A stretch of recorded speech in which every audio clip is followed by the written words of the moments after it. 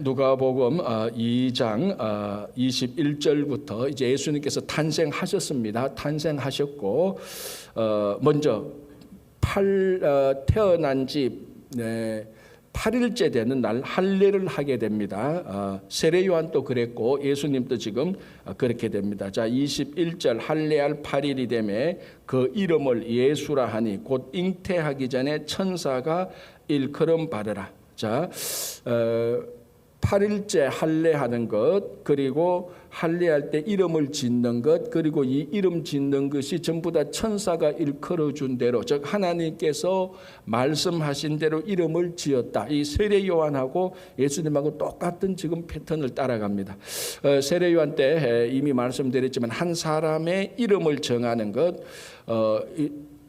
이 당시 이스라엘 그리고 한국도 그랬지만 이름 정하는 게 뭐 좀 모든 가정이 다 그렇고 모든 나라가 그랬지만 한국과 이스라엘은 굉장히 이름 정하는 것을 중요한 의미로 둡니다. 특별히 이게 상류층에 가면 갈수록 좀 더 그렇죠. 그런 경향이 있는데, 왜 이름이란 것은 그 사람의 인격, 너가 이런 사람이 되어라, 그 사람의 인격, 그리고 미래에 이런 사람이 되라, 그 미래, 그리고 아이의 이름을 지을 때 여러분 자기 태어나서 자기 이름을 자기가 짓는 아이는 없습니다. 그죠?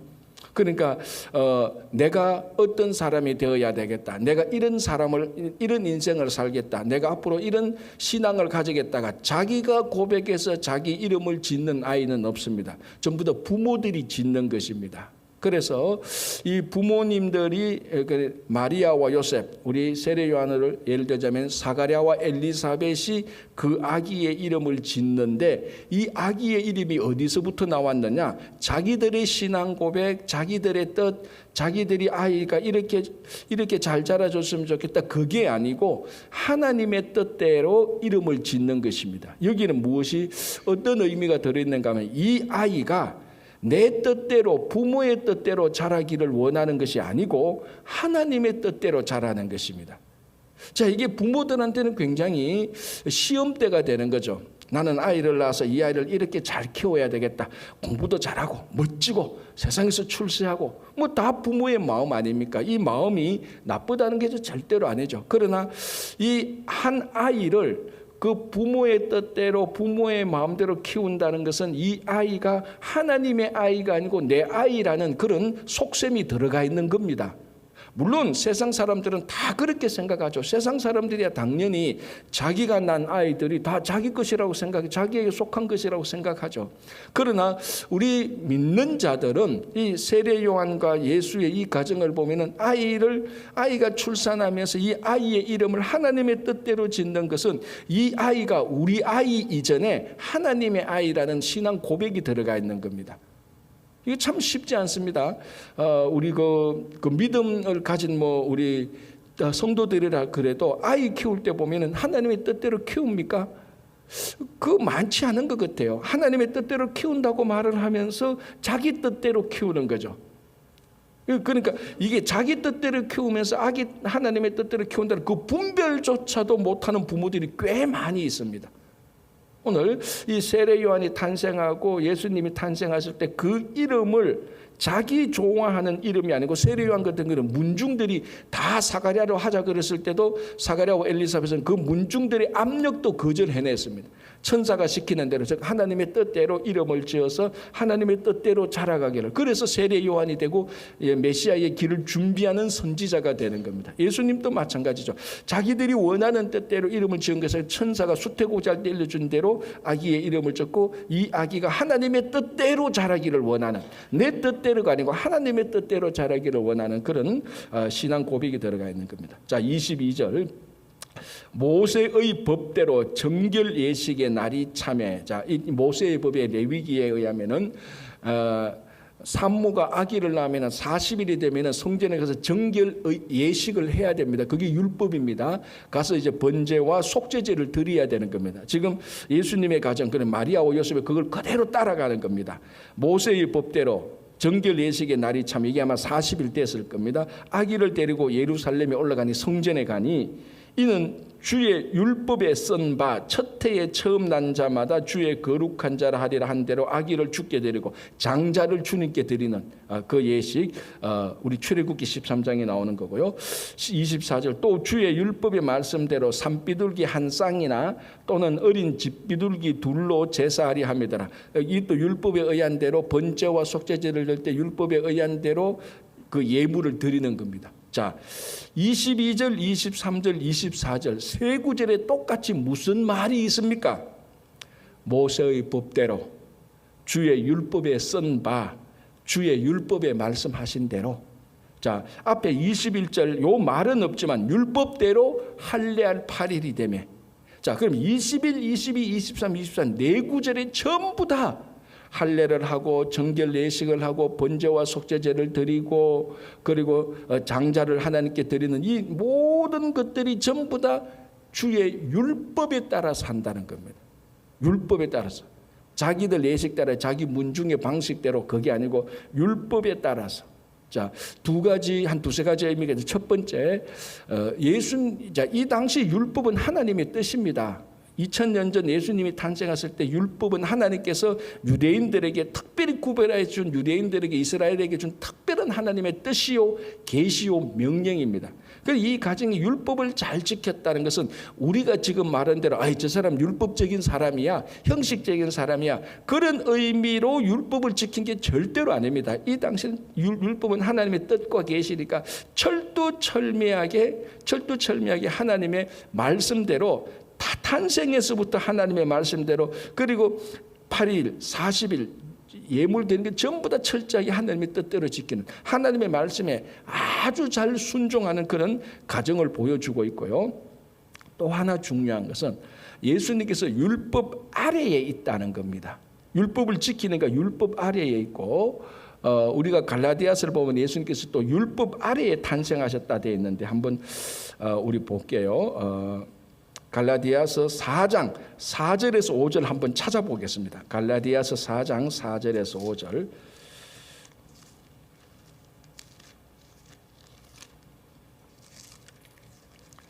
갈라디아서 4장 4절에서 5절. 자, 제가 한번 봉독해 드리겠습니다.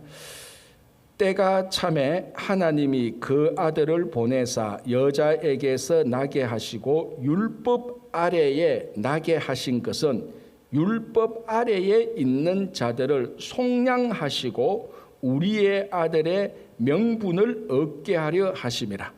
자, 예수님께서 율법 아래에 나게 하셨다. 여자에게 나게 하신 것은 율법 아래에 나게 하셨다. 자, 그래서 율법 아래에 난 사람은 어떻게 해야 됩니까? 율법을 지켜야 됩니까? 안 지켜야 됩니까? 당연히 지켜야 되는 거죠. 그래서 예수님께서 율법 아래에서 이 땅에 오셨기 때문에 율법을 지킵니다. 그래서 누가복음 21, 22, 23, 24 율법 아래에 탄생했던 율법을 다 지킵니다. 자, 그런데 갈라디아서 4장 4절 5절 보겠습니다. 자, 4절 5절 다시 볼게요. 마지막 부분에 율법 아래에 나게 하신 것은 율법 아래에 있는 자들을 속량하시고 율법 아래에 있는 자들을 구원하시려고 율법 아래로 예수님께서 오신 분입니다. 자, 이분은 성자 하나님입니다. 자, 성부 하나님께서 율법 아래에 오신 것은 성자 하나님입니다. 그러면 성자 하나님이 율법에 매일 수밖에 없어서 율법에 매입니까? 이 성자 하나님의 본체는 율법을 주신 성부 하나님하고 일체하시는 분입니다. 즉 다시 말씀드리자면 이분이 율법을 주신 분이에요. 율법을 주신 분이 의도적으로 율법 아래에 얽매여서 탄생하십니다. 왜? 율법 아래에 있는 자들을 구원하시려고. 사도 바울이 뭐라고 말했는 줄 압니까? 고린도서에서 내가 율법 아래에서 율법을 지키는 것은 율법 아래에 있는 자들을 구원하려고, 내가 가난하게 된 것은 가난한 사람을 구원하려고. 그렇게 말씀하셨다. 이게 그러니까 예수님께서 오늘 누가복음 21에서 24 철저히 율법을 지키는 것은 하나님의 말씀 뜻과 계시에 순종한다는 그런 의미도 있지만 이 율법을 완전히 뛰어넘을 수 있는 분임에도 불구하고 자기 스스로를 제한시켜서 자기 스스로를 얽매여서 자기 스스로가 낮아져서 율법 아래에 들어왔습니다. 왜? 율법 아래에 있는 사람들을 구원하실. 이거하고 똑같습니다.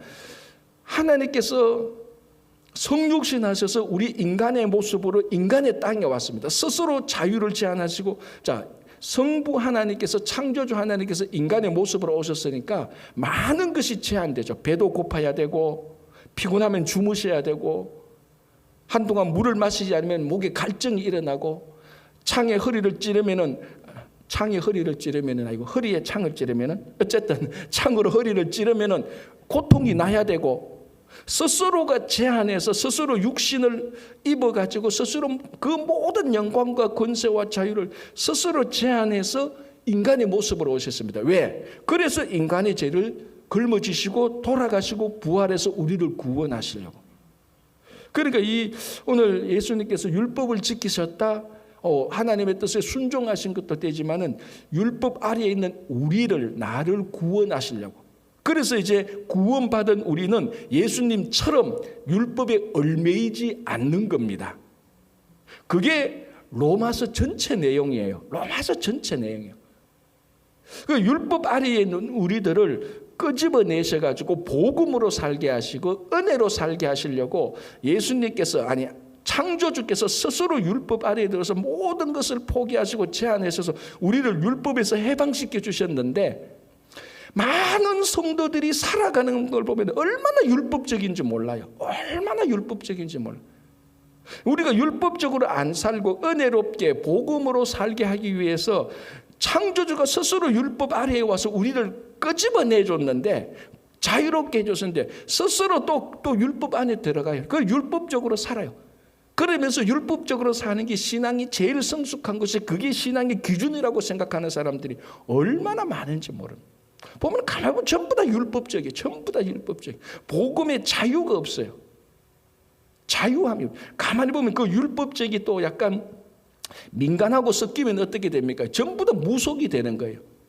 예수 믿는 사람이 이사 갈 때 날짜 정하고 가고, 원래는 동쪽으로 이사 가면 재수 없다 그러더라 서쪽으로 이사 가고, 뭐 이상하게 그렇게, 이 전부 다 율법에 매이면서 세상하고 섞이고 왜곡될 때 나타나는 일들입니다. 그러니까 이 로마서 그걸 깨달았던 사도 바울이 로마서 전체를 통해서 우리는 이제 더 이상 율법에 매인 사람들이 아니다. 우리는 율법을 뛰어넘었고 복음에 자유롭게 사는 사람이다. 그게 로마서 전체 내용이고 갈라디아서 전체 내용입니다. 그래서 오늘 그렇게 하기 위해서 예수님께서 탄생에서부터 계속해서 율법적으로 살아가는 이런 모습들을 보여줍니다. 자, 25절. 이제 드디어 예수님께서 정결 예식을 하고 이제 그렇게 하기 위하여서 마리아의 품에 안겨서 어린아이가 성전에 들어옵니다. 자, 이때 무슨 일이 생기느냐? 25절. 예루살렘에 시므온이라 하는 사람이 있으니 이 사람은 의롭고 경건하여 이스라엘의 위로를 기다리는 자라. 성령이 그 위에 계시더라. 자, 딱 감이 오죠. 어떤 사람인가? 아주 그 노년의 신앙의 롤 모델이 된 의롭고 경건하고 이스라엘의 위로. 자, 여기서 이스라엘의 위로는 선지자들이 말씀하신 이스라엘의 위로는 메시아입니다. 그럼 이스라엘이 오셔서 우리를 위로하잖아요. 그게 이사야 40장에 위로하라 너희들 내 백성을 위로하라. 그 위로하는 자들이, 그 위로하시는 그 사역이 예수님의 사역이고 성령의 사역입니다. 그걸 기다리고 있었던 자, 즉 메시아를 기다리고 있었던 자가 있습니다. 딱 보니까 이미 경건의 냄새가 풀풀 나지 않나요? 의롭고 경건하고 이스라엘의 위로를 기다리는데 성령이 그 위에 계시더라. 이게 우리가 이제 노년이 되면 될수록 이런 사람들이 롤 모델이 돼야 되는 거예요. 제가 전번에 말했잖아요. 이게 나이가 들수록 성령 충만한 게 아니고 고집이 충만하고 율법이 충만하고, 이게 신앙의 꼰대입니다. 요즘 말하는. 요즘 한국에서 이제 요즘 따지 이제 그런 말 지나갔죠. 어른들이 자기 인생을 살아가면서 자기 삶의 기준이고 자기가 다 지시만 하고 자기들은 삶의 모델이 못 되는 그런 말을 비꼬서 하는 게 꼰대잖아요. 우리는 어떤 일이 있어도 신앙의 꼰대가 되어서는 안 됩니다. 이 참 꼴불견이거든.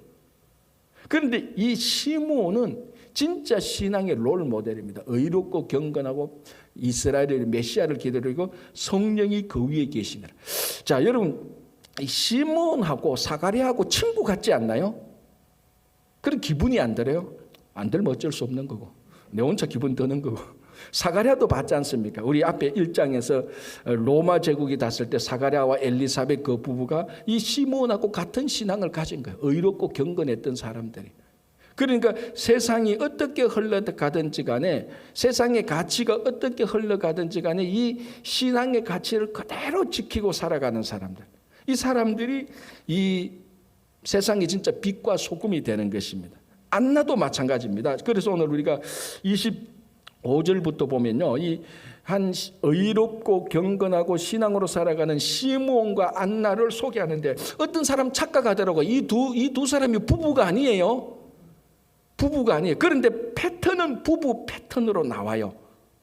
사가랴와 엘리사벳이 있듯이 이 두 사람은 부부예요. 이 두 사람 다 경건하고 의로웠던 한 부부예요. 그리고 지나간 다음에 시므온과 안나가 나오는데 이 두 사람은 남남이에요. 남남인데 살아가는 패턴을 보니까 사가랴와 엘리사벳처럼 둘 다 경건한 사람들, 경건한 할아버지, 경건한 할머니. 그래서 우리가 우리 어르신들은 누가복음 1장 1장에서 사가랴, 엘리사벳 그리고 이 시므온과 안나의 신앙의 롤 모델이 되는, 따라가는 그런 좋은 성도가 되어야 됩니다. 그러면요, 젊은이나 어린이들이 전부 다 진짜 신앙의 어른으로 존경해요. 그죠? 안나 한번 볼까요? 36절. 또 아셀 지파 바누엘의 딸 안나라 하는 선지자가 있었지. 이 안나에게는 뭐라고 말하는가 하면 선지자라고 말을 합니다. 아주 독특하죠. 여자인데도 선지자라고 말을 합니다. 선지자의 활동을 했다는 뭐 그런 내용은 없죠. 그렇지만 안나라 하는 선지자가 있어 나이가 매우 많았더라. 그가 결혼한 후 7해 동안 남편과 살다가 7년 후에 남편과 사별을 합니다. 그리고 37절 과부가 되고 84세가 되었더라. 이 사람이 성전을 떠나지 아니하고 주야로 금식하며 기도함으로 섬기더니. 자, 이걸 이제 글자 그대로 또 어떤 분이 한국에 보니까 성전을 떠나지 않는다고 해서 집안에 가져두고 다 챙기고 쌀 가져가서 성전에서 80세 먹고 자고, 그게 아니고 여기서 성전을 떠나지 아니했다는 말은 하나님과 교제했다는 표현입니다. 84년 동안 성전에서 뭐 감옥에 갇혀서 나 수도원의 수사처럼 수녀처럼 있었다는 말이 아니에요. 성전을 떠나지 않고 평생 동안 남편과 사별하고 난 다음에는 세상과 섞여 살지 아니하고 세상의 가치를 따라가지 아니하고 하나님과 그 이후에 평생을 하나님과 교제하며 84세가 되었는데 기도와 금식으로 섬기고 있었더라. 제가 볼 때는 이제 장난기가 발동하면요, 시므온하고 안나하고 서로 한번 미팅을 주선해 볼까라는 그런 생각. 둘이 만나면 정말 좋은 부부가 될 것 같아요. 사가랴 엘리사벳처럼. 아주 정말로 우리가 노년이 되어서 본받고 싶은 할아버지와 할머니의 모습입니다. 세상이 어떻게 흘러가든지 거기에 흔들리지 아니하고 그 가치와 쾌락에 일체 미련 두지 아니하고 시므온과 이 안나의 두 사람을 보여줍니다. 이 두 사람이 뭘 하느냐? 전부 다 메시아를 기다리고 있는 사람들이에요. 예수님을 기다리고 마음속에 구약에서 선지자를 했던 그 말씀을 마음속에 품고 그걸 믿고 기다리고 있었던 이 두 할아버지와 할머니를 우리들에게 보여주는, 이것만 해도 우리 신앙에 큰 은혜가 있는 거죠. 그죠? 자, 한번 보시기 바랍니다. 26절. 그가 주의 그리스도를 보기 전에는 죽지 아니라는 성령의 지시를 받았더라. 27절. 성령의 감동으로 성전에 들어갑니다. 자, 이 시므온의 말하는 성령이 그 위에 계시더라. 성령의 지시함을 받고 성령의 감동으로 성전에 들어가서. 안나는 특별하게 선지자라는 호칭이 있고 이 시므온은 의롭고 경건한데 성령으로 충만했던 사람입니다. 사가랴하고 친구죠. 두 사람이 어떤 관계인지 모르겠어요. 제가 볼 때는 신앙의 친구하고 똑같은 사람. 성령이 함께했던. 그죠? 자, 그런데 아주 특별한 일이 일어납니다. 27절 성령의 감동으로 성전에 들어가매 마침 부모가 율법의 관례대로 행하고자 하며 그 아기 예수를 데리고 오는지라 시므온이 아기를 안고 하나님을 찬송하여 이르되 주제여 이제는 말씀하신 대로 종을 평안히 놓아주시는도다. 자, 여러분, 이 우리가 성경을 볼 때는 신앙의 상상력이 필요합니다. 자, 이 당시에 무슨 일이 어떤 일이 있었을까? 자, 마리아가 정결 예식을 하기 위해서 아기를 안고 성전에 들어옵니다. 정결 예식을. 거기에서 오랫동안 성전에 머물면서 메시아를 기다리고 있던 시몬이라는 한 노년에 성령 충만한 사람이 첫눈에 메시아가 오는구나 알아봤습니다. 어떻게 알아봤을까요? 성령의 조명. 자, 우리가 신학을 공부하면은 성령의 조명이라는 말을 종종 씁니다. 성령의 조명이라는 것은 성령께서 우리 마음을 밝게 비추어 주는 겁니다. 조명이 뭡니까? 불 켜는 거잖아요. 이 본당에 불 다 껐다가 스위치를 딱 올리면 환해지는 것처럼 다 보이잖아요. 자, 여러분 IQ 200이라는 사람도 이 본당에 불 끄면 안 보여요. 그렇잖아요. 머리 좋다고 해서 뭐 잘 보입니까? 공부 많이 하고 이쁘고 똑똑하다고 해서 어두운 밤에 뭔가 보는 것은 못 봅니다. 아무리 자기가 환경이 좋고 빽이 있고 출세했고 뭐 하버드를 나왔고 뭔가 똑똑하고 아무리 이쁘고 잘났고 키가 크고 몸무게가 많이 나가도 어두우면은 안 보이는 거예요. 그렇잖아요. 지금 제가 무슨 말을 하는가 하면 세상 사람들이 아무리 똑똑하고 훌륭하고 위대해도 성령이 성령이 조명해 주지 않으면 안 보이는 거예요. 무엇이? 메시아가 안 보이는 거예요. 성령께서 비춰주니까 메시아가 보이는 거예요. 그래서 지금 시므온이 그런 사람입니다. 성령이 그 하나님의 때를 기다렸다가 요셉과 마리아가 아기를 데리고 정결 예식을 하고 그렇게 하고 있으니까 성령이 확 비치니까 눈에 딱 보이는 겁니다. 그래서 가서 안고 그 아기를 안고 데리고 축복하면서 그 아기에게 축복을 하는 겁니다. 이제 시므온의 마지막 사명을 하는 겁니다. 이 사명을 하기 위해서 죽고 싶어도 죽지 못했다는 거죠. 그래서 29절 주제여 이제는 말씀하신 대로 종을 평안히 놓아주시는구나. 내가 이때까지 이스라엘의 위로 메시아를 기다렸는데 오늘이야 드디어 내가 이 이스라엘의 위로이신 메시아를 만났습니다. 이 메시아를 축복하면서 하나님 이 메시아를 내가 안고 축복하는 이 복을 주셔서 감사합니다. 그런 의미죠. 자, 우리가 마태복음을 봤습니다. 마태복음을 봤는데 마태복음 주변에 있었던 엄청나게 많은 종교 지도자들, 자, 그 직분 호종 대제사장들, 제사장들, 장로들, 바리새인들, 서기관들, 사두개인들, 사내들인 공회의원들 전부 다 종교 지도자들. 자, 이 사람들은 율법을 지독하게도 공부를 많이 했던 사람들이고 예수님의 설교를 옆에서 직접 들었던 사람들이고 예수님께서 귀신을 쫓아내는 장소에도 있었고 기적을 베풀 때도 있었습니다. 그런데도 이 사람이 메시아인 줄 몰랐다니까요. 왜? 성령의 조명이 없으니까. 성령께서 비춰주지 않으니까 자기 앞에 기적을 베푸는 사람이 이 사람이 메시아인 줄 모른다고요.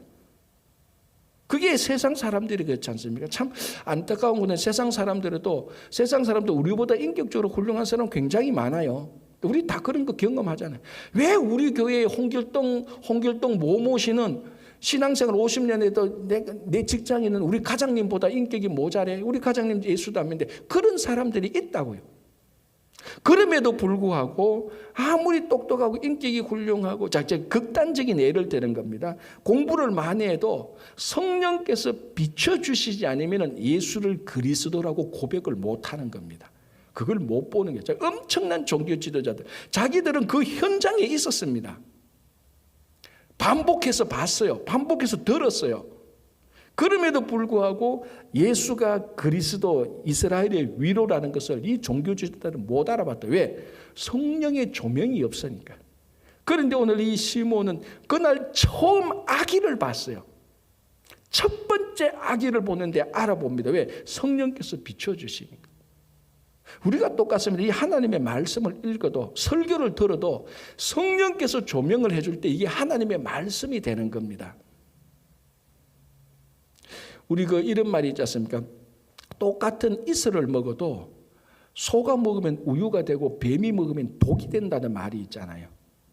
똑같은 설교를 듣고 똑같은 성경을 읽는데 어떤 사람은 그 성경을 읽고 입에서 나오는 게 전부 다 독이야.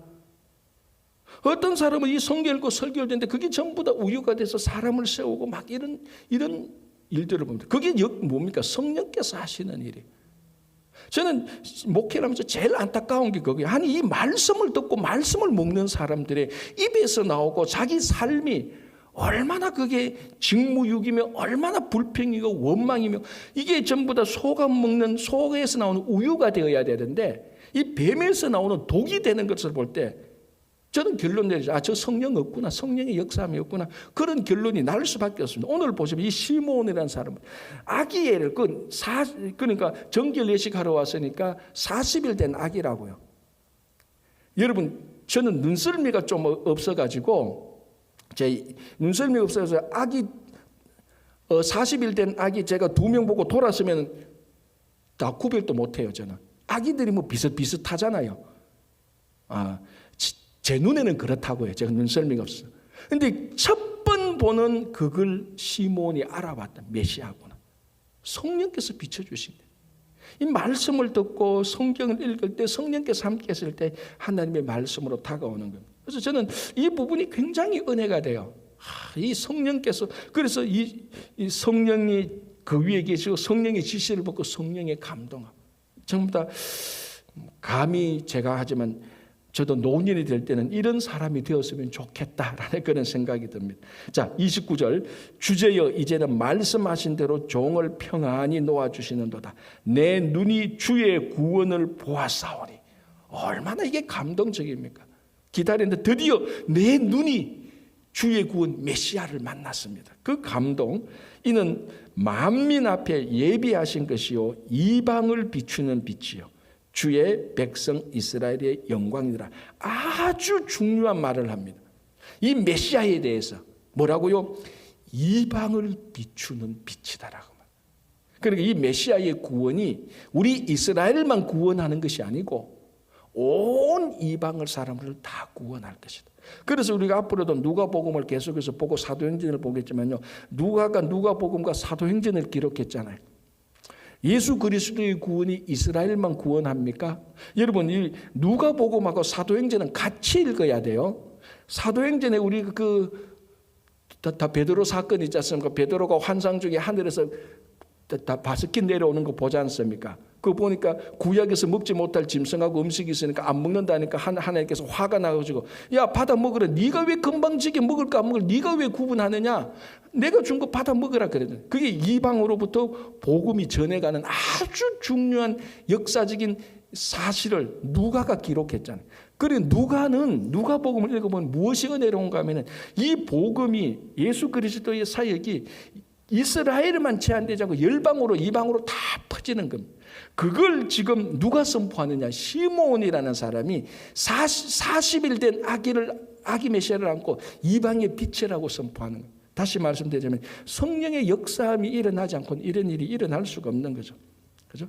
자, 그리고 이제 바로 36절 아까 안나 말씀하신 것처럼 남편과 사별하고 평생을 하나님과 교제했던 여선지자, 그죠? 이 두 사람이 성경에 그 아기 예수가 올 때, 아기가 유아죠, 영아를 맞이하게 되는 이 준비하게 되는 어떻게 보면은 세례 요한이 본격적으로 사역을 하기 전에 이 시몬과 안나가 먼저 이 영아 예수의 길을 준비하는 그런 기분도 듭니다. 그죠? 자, 이제 41절에서 52절 아주 이 독특한 본문이죠. 우리 복음서를 보면은 예수님의 어린 시절, 그러니까 청소년 시절, 그리고 뭐 초등학교, 유치원 요때 시절에 대한 기록이 거의 없습니다. 그런데 이 누가복음 41절에서 52절은 특별하게 예수님의 청소년 시절 때의 기록을 하고 있습니다. 그게 우리가 너무 잘 아는 대로 예수님이 12살 때 이제 6월절이 되면 항상 예루살렘 성전에 올라가잖아요. 그죠? 성지순례 하는 것처럼. 그래서 41절 그의 부모가 해마다 6월절이 되면 예루살렘으로 가더니 예수께서 12살 되었을 때 그들이 이 절기의 관례를 따라 올라갔다가 그래서 이제 유월절례식 하고 다 내려오는데 마리아와 요셉은 당연히 자기 아들 예수가 같이 오는 줄 압니다. 이게 왜 이런 일이 생기는가 하면은 성지 순례하러 갈 때는 자기 가족만 단촐하게 올라가지 않습니다. 이 유월절을 할 때는 이스라엘 온 민족이 이동하는 겁니다. 그러니까 갈릴리 나사렛에서 있다가 예루살렘에 갈 때는 자기만 가는 게 아니고 친척들 다 같이 갑니다. 그래서 우리 어떻습니까? 우리도 명절 때 모이면은 방이 3개 있으면 여기는 가장 어르신들 모여서 얘기하고 여기는 이제 한 40대 50대 모이고 애들은 애들끼리 따로 놉니다. 그런데 우리 애들이 저 방에서 애들하고 같이 놀고 있겠지라고 그래 생각합니다. 그런데 우리 애는 어디나 이미 밖에 나가서 딴짓하고 있는데, 그런데 부모는 뭐라고 생각하냐? 이 방에 있겠지, 그렇게 생각하는 거하고 똑같습니다. 그래서 친척들과 같이 예루살렘으로 갔다가 내려올 때 마리아와 요셉 보니까 아들 예수가 안 보이니까 저 친척 누가 우리말 하면 저 요한하고 세례 요한하고 그때는 세례 요한이라고 불렀겠네. 어쨌든 세례 요한하고 애들하고 같이 올 거야. 그렇게 생각하고 집에 막상 가보니까 안 보이는 거예요.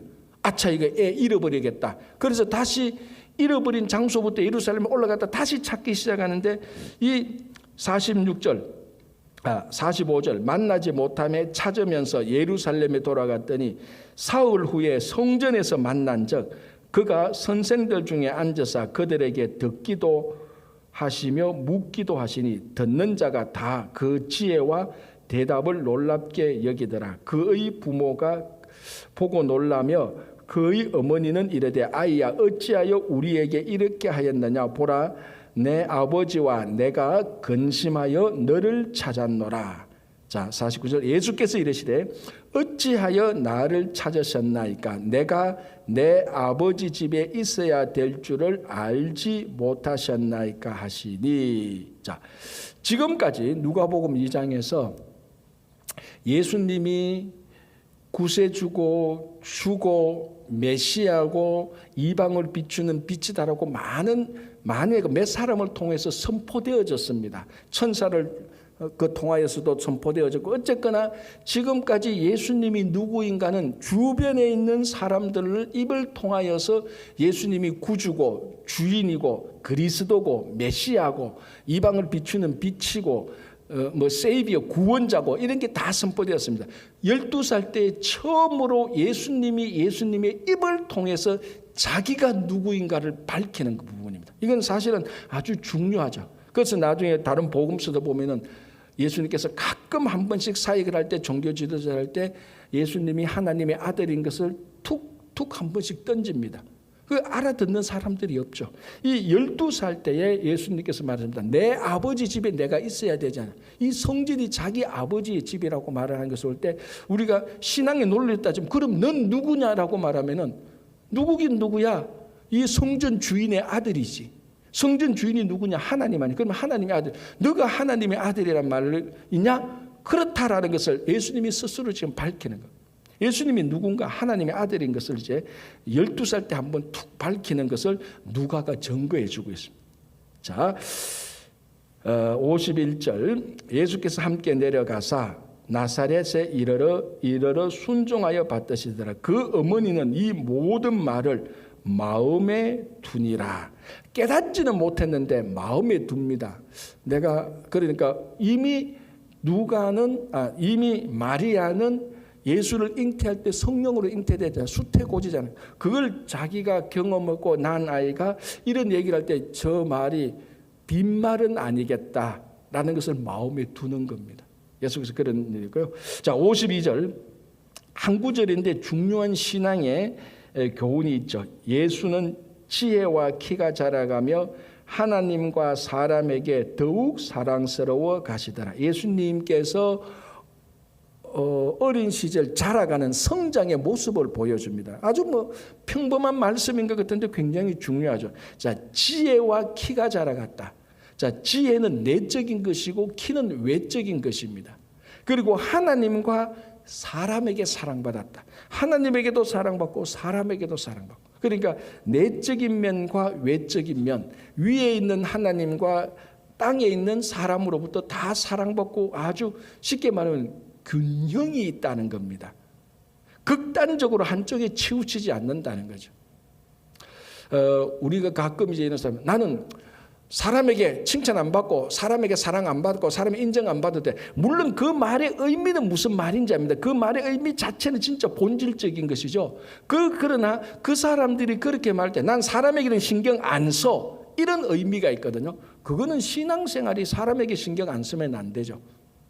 이 소자에게 한 것이 내게 한 것이라 예수님께서 그렇게 말씀하셨는데, 이 소자 한 사람에게 내가 신경 안 써 그러면은 하나님에게 한 게 아니죠.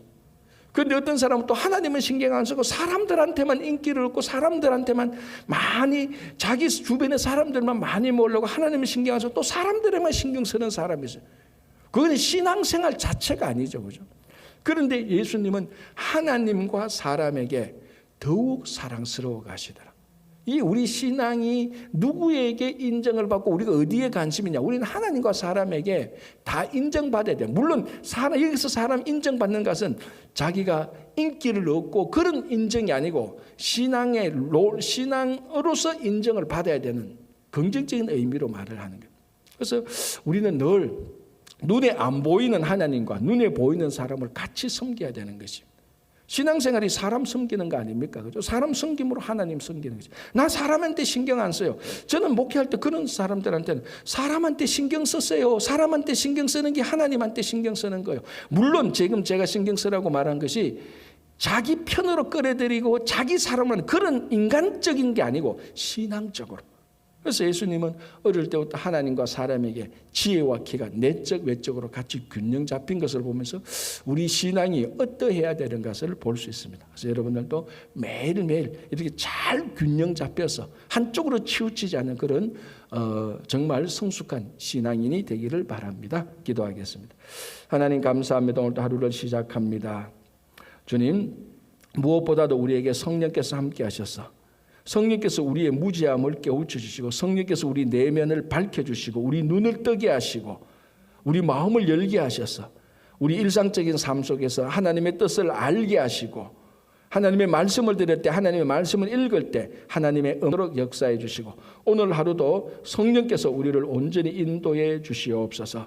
주님, 우리 가운데 몸이 연약한 이창근 집사님이야 여러 환우들 연약하신 심령을 가지신 분들, 낙담하신 분들 오늘 또 성령께서 인도해 주시고 치유의 강선으로 회복시켜 주시고 우리 모든 자녀들 함께 해 주시고 그들의 믿음과 지혜와 그들의 지혜와 키가 날마다 자라게 하여 주시고 오늘도 일터에서 수고하는 손길들 발길들 주님께서 피곤치 않도록 도와주시고 많은 열매를 얻도록 인도해 주시고 우리 모든 성도님들의 가정과 친구교회와 특별히 전 세계의 전운이 감도는 그 우크라이나 분쟁이 곧 사라질 수 있도록 역사해 주시옵소서. 예수님 이름으로 기도합니다. 아멘.